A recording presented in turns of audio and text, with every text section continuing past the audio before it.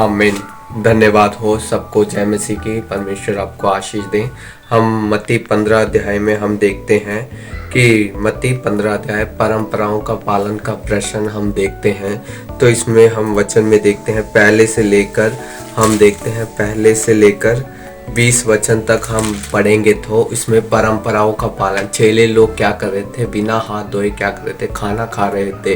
तो फरीसी और शास्त्री आकर यीशु के पास आके कहने लगे, तेरे चेले क्या कर रहे हैं, बिना हाथ धोए खाना खा रहे हैं। तो इस वचन में हम हम क्या देखते हैं, बिना हाथ धोए चेले लोग क्या कर रहे थे, खाना खा रहे थे।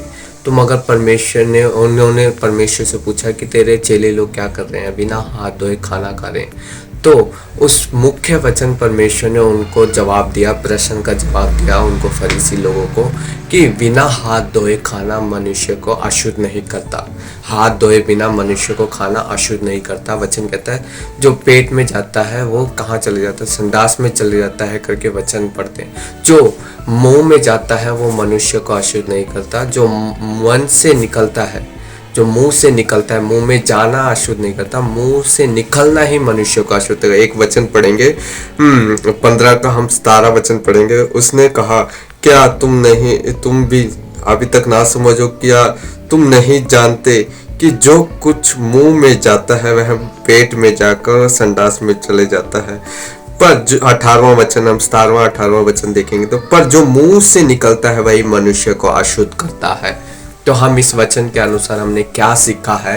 फरीसी और शास्त्री लोग चेले को दोष लगाते कि तेरा क्या कर रहे लोग, बिना हाथ धोए खाना खा रहे। तो हम बिना हाथ धोए खाना मनुष्य का अशुद्ध नहीं है। जो मुंह में जाता है वो मनुष्य को अशुद्ध नहीं करता, जो मुंह से निकलता है वही मनुष्य को अशुद्ध करता है। 15 का 17 और 18 हम पढ़ेंगे तो उसमें लिखा है।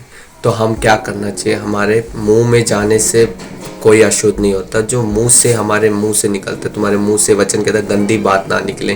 तुम्हारे मुंह से कोई भी चुगलीपन, लड़ाई झगड़े, गुस्से वाली बातें, क्रोध वाली बातें, किसी के बारे में दोष लगाना, किसी को हम गलत बोलना, किसी से हम बुरा कहना, हमारे जीव में ही जीवन और मृत्यु, हमारे जीवन से क्या कहते हैं, जीवन ही निकालना, श्राप ना निकालना, लड़ाई झगड़े वाली बातें, चुगलीपन, किसी के बारे में, किसी से हम क्रोध, मुंह से गंदी बातें, किसी को गाली देना, लड़ाई झगड़े करना। तो हमारे मुंह से ये गंदी बातें ना निकले। हमारे मुंह से अच्छी बातें, पवित्र वाली बातें, तुम आशीष रहोगे, तुम्हारे जीवन में खुशियां आएगी, तुम्हारे परिवार में तुम शांति पाओगे। हमारे मुंह से ऐसी बातें निकलनी चाहिए। चुगली वाली, लड़ाई झगड़े वाली बातें नहीं निकलना चाहिए।